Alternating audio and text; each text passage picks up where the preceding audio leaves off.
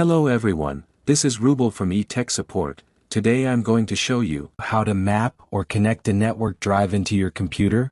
Mapping a network drive in Windows 11 allows you to access shared files and folders on a network as if they were stored locally on your computer. This guide walks you through the steps to successfully map a network drive. To map your desired network drive, press Windows plus R key to open the Run dialog box.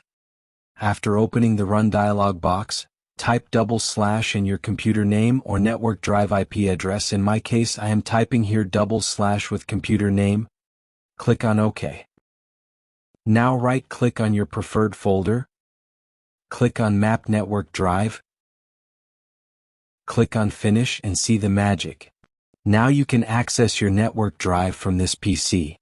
Thanks for watching this video, hope you like it. If you found this video helpful, please give it a thumbs up and consider subscribing for more content like this. Also, leave a comment below with your thoughts, questions, or suggestions for future videos. Take care.